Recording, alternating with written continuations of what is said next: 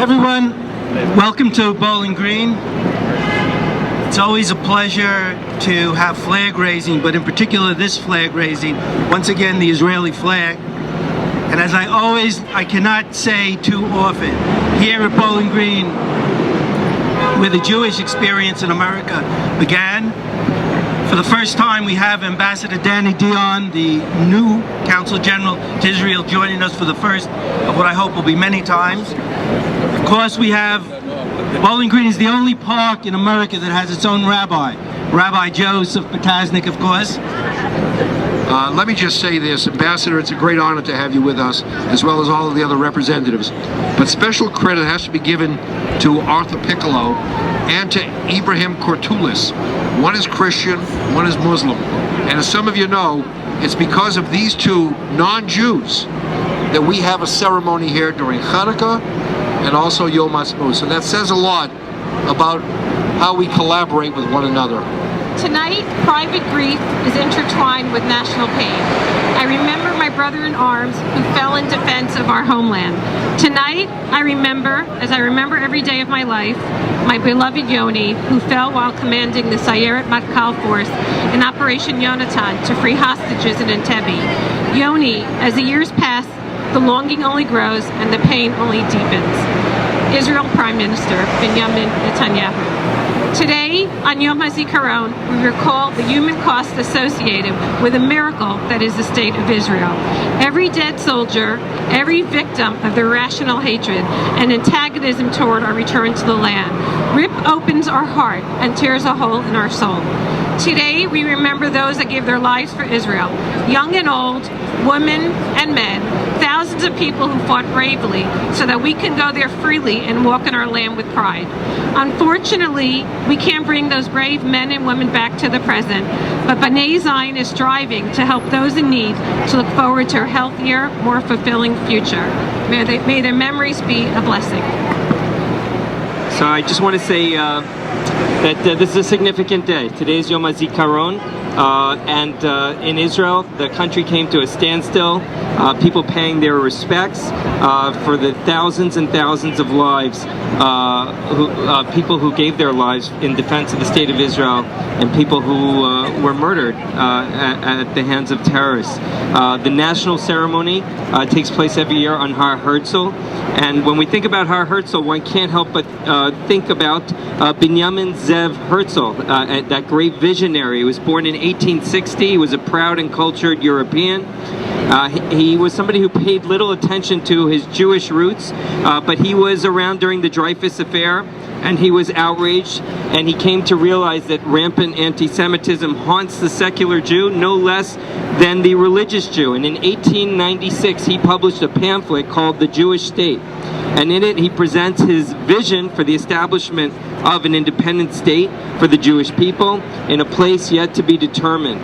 A year later, in 1897, he convened 197 delegates to the First Zionist Congress in Basel. The next year, 360 attended the Congress. The year after, 1,300 attended. This WZO, World Zionist Organization, was established. The JNF was founded. He traveled extensively, meeting with prime ministers and Caesars and sultans, desperately looking for someone to approve his charter for a Jewish state. And few are aware, he passed away at the age of 44, and he did not realize his dream in his lifetime. But we have to look around today, and we have to be grateful today. Look at what his vision accomplished. Today, Israel has a world-class economy. It's a technological leader. It's a thriving democracy, has a first-rate army, and it's a role model in every way. Half the Jews in the world are living in Israel today. It's not a country that's 69 years old. It's the homeland of the Jewish people. We have a 4,000-year heritage there. It's the ancestral homeland of the Jewish people, as is recorded in the Bible. Winston Churchill put it best. He said, the coming into being of a Jewish state in Palestine is an event in world history to be viewed in the perspective not of a generation or a century, but in the perspective of 1,000, 2,000, or even 3,000 years. Happy birthday, Medinat Yisrael. Baruch Shechiyanu, V'kiyamanu, V'gianu, Lazman Hazeh. Thank you. Very often you see a Christian proud of his tradition who inspires you to be proud of your tradition. Bill Baer is one of those people with the America-Israel Friendship League. Bill? Thank you, Rabbi Potasnik. As he said earlier today, it's because of Arthur Piccolo and Ibrahim Kutalis that we're here today.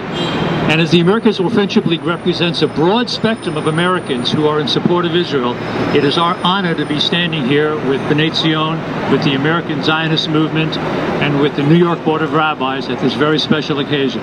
We have an excellent Consul General, someone who is getting into the community in a way that really helps people become closer and more connected with Israel. So with that, we know there's a very important ceremony to take place to raise the flag, and so with that, I thank you very much all for being here. Now representing the AZM, the American Zionist Movement, Alicia Post. Thank you.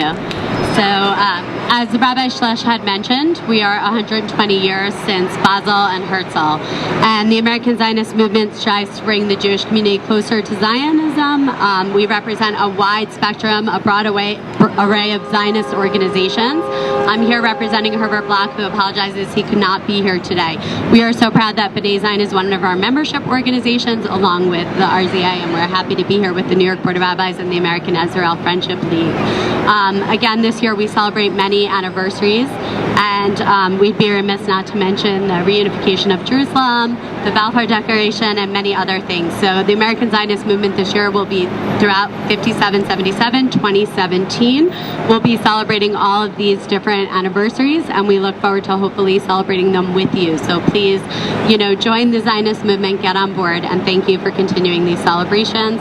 As we go from the memorial to the birthday, we all celebrate Israel in our own way. So thank you all for being here and making this celebration so special. All right, let me also recognize Reverend Daniel Ulysses from Haiti. And as the Reverend said to me a few moments ago, it was Haiti that cast the final vote for Israel becoming a state. So thank you so much.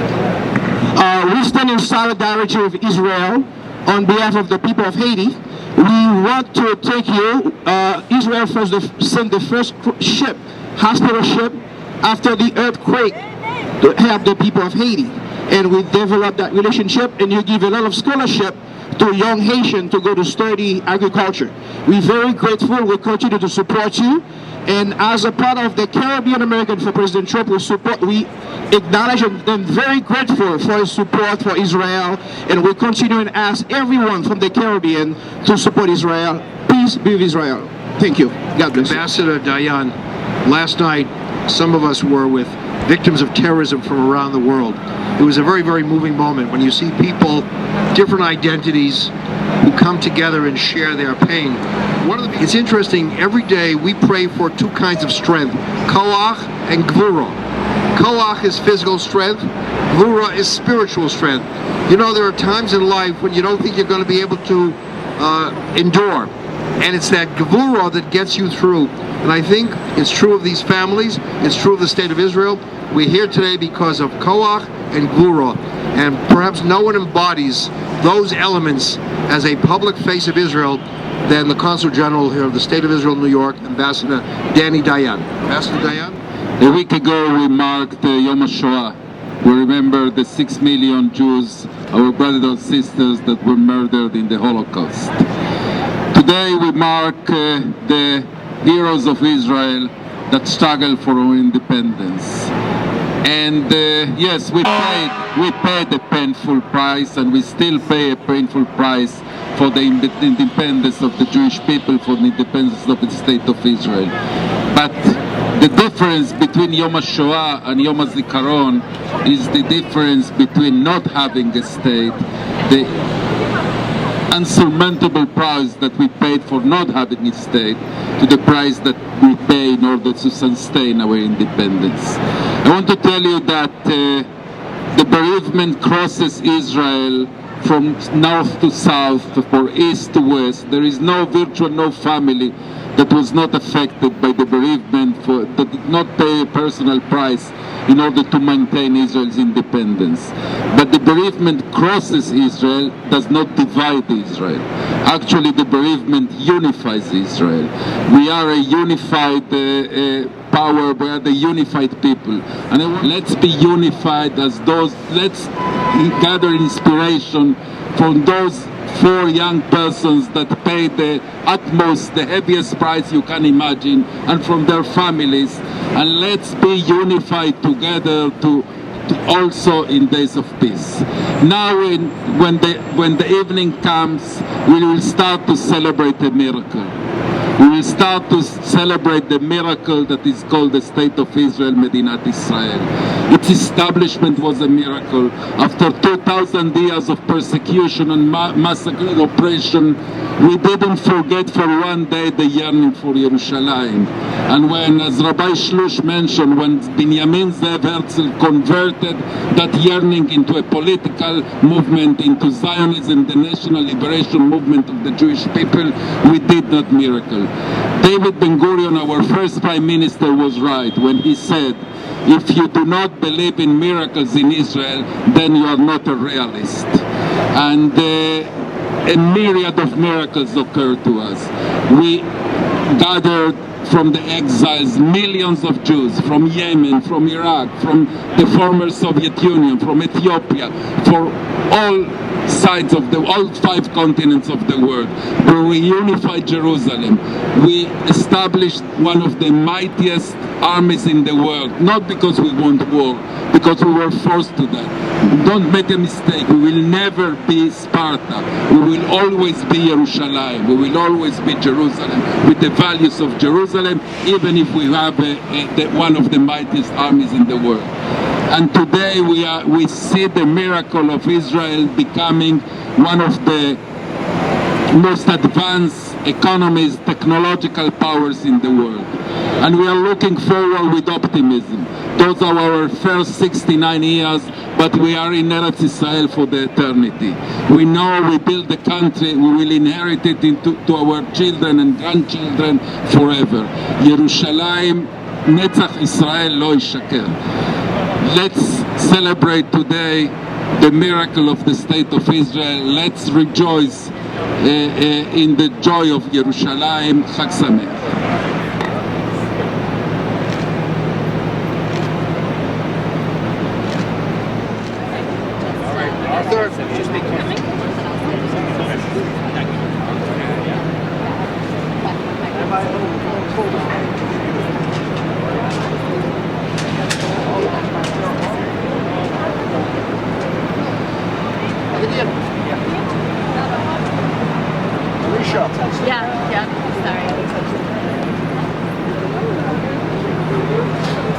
Reverend, come.